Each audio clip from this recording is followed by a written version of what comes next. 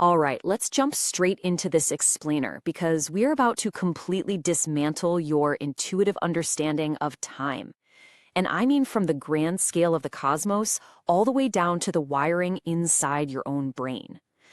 We obsess over time, don't we? We set alarms, we constantly try to save it, we get totally stressed out when we feel like we're wasting it. And of course, everyone's always telling us to just live in the moment. But what if the present moment doesn't actually exist? What if everything you think you know about how the universe ticks is just this elaborate, incredibly convincing illusion crafted by your biology and the rigid laws of physics? Well, today we're unpacking some truly mind-bending insights that are absolutely going to change how you experience every single passing second of your life. Think about the physical reality of this exact moment for a second. Thanks to the speed of light, the speed of sound, and the actual processing power of your nervous system, your conscious experience is entirely a delayed broadcast. It's true. It physically takes time for the light from your device to travel through the air and hit your retinas, and it takes time for the audio of my voice to vibrate your eardrums. You never actually experience the world exactly as it is right now. Honestly, even if you look down at your own hand right this second, you're seeing it as it existed a tiny fraction of a second in the past. You're basically walking through life perpetually on a physical tape delay. So let's get into part one. You live in the past. Let's start with how our biology literally traps us in history. We just assume that when we touch something, we feel it instantly, right? But the human body isn't magic. It's a complex physical machine running on meat and electricity, and sending messages through that machinery takes actual time. Research shows it takes your brain about 100 milliseconds to consciously register something touching your skin or tasting food on your tongue. Imagine you're at a really nice restaurant and you bite into this incredibly complex, crunchy, flavorful dish. You think you hear the crunch, feel the texture, and taste the salt all at the exact same instant. But in reality, those different signals travel to your brain at slightly different speeds. Your brain basically waits, gathers all those delayed signals, and stitches them together so it feels like a single moment. You are quite literally experiencing a perfectly stitched together tapestry of already happened moments. Go ahead and literally tap your desk or your phone right now. Feel how solid it is? Well, when your finger makes contact, that touch signal has to travel from your fingertips up your arm at about 75 meters per second. That's fast, sure, but your brain still has to decode it.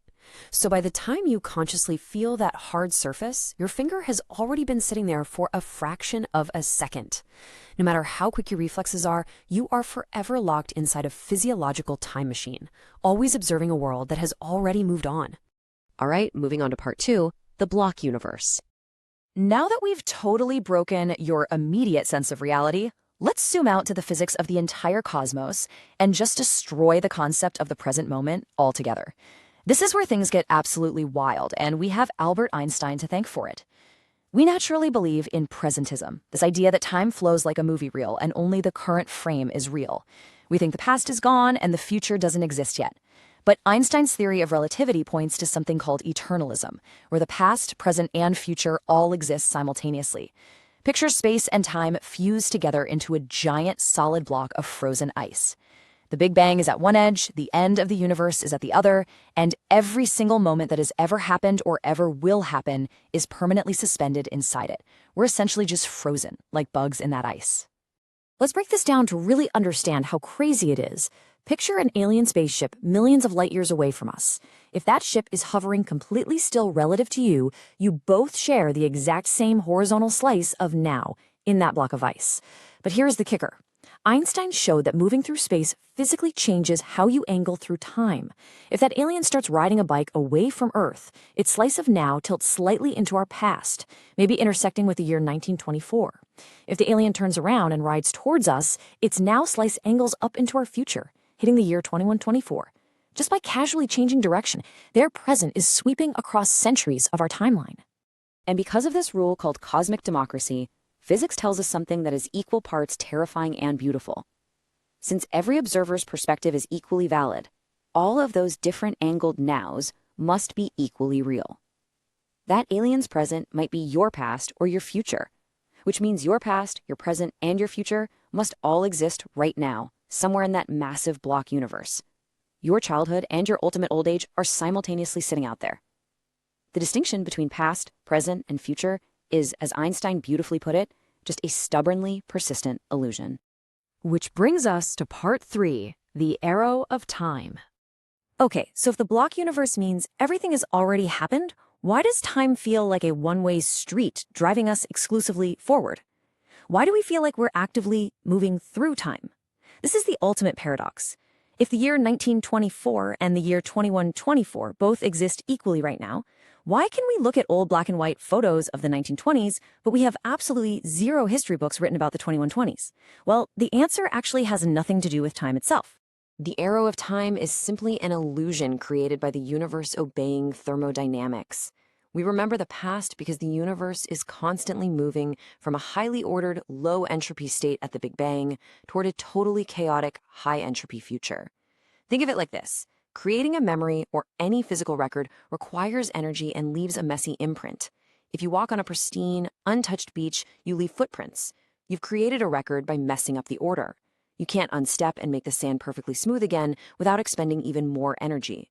Just like a drop of ink expanding in a glass of water, the universe only goes from tidy to messy. And it's this unavoidable increase in disorder or entropy that leaves behind records, giving us this incredibly convincing, yet totally misleading feeling that time is flowing forward. Let's move to part 4, distorting your timeline. Let's step away from deep physics for a minute and look at the psychological side, because our own brains actively distort our personal timelines all the time. Even if time is technically just a physical dimension, our minds play some amazing tricks on us. Have you ever sat at an airport gate for 4 hours and just felt your soul slowly leaving your body because it felt like an agonizing eternity? That is what we call empty time. But then you look back on an action-packed 3-day vacation and it felt like it passed in the blink of an eye while it was happening, yet it feels incredibly long and substantial in your memory. That's the holiday paradox. Our brains measure time entirely differently when we're actively in a moment versus when we're looking back on it. And this perfectly explains the great tragedy of aging, why decades seem to just fly by faster and faster the older we get. It's called the proportion theory of aging. When you're 10 years old, a single year is a massive 10% of your entire existence. A summer break literally feels like a lifetime. But by the time you hit 50, a year is just 2% of your life. It's barely a blip.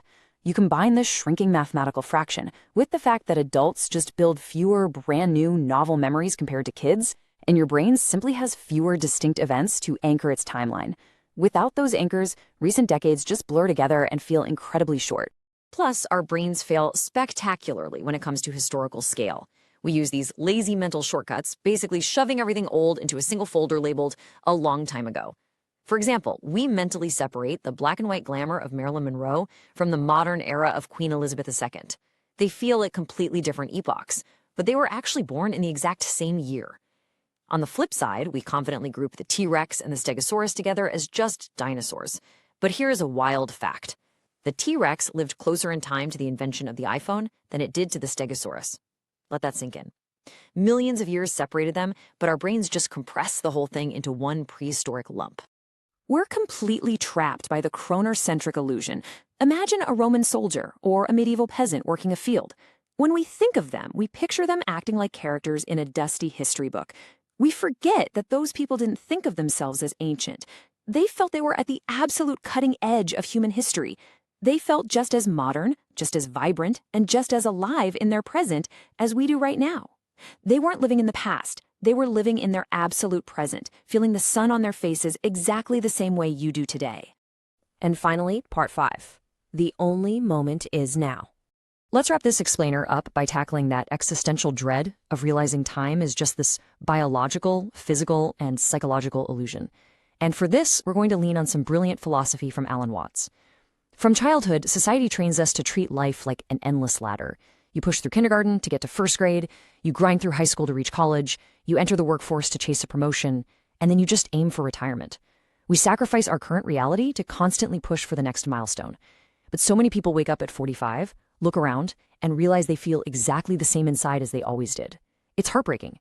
They never actually lived. They were just perpetually preparing to live. Alan Watts hits the nail on the head with this idea.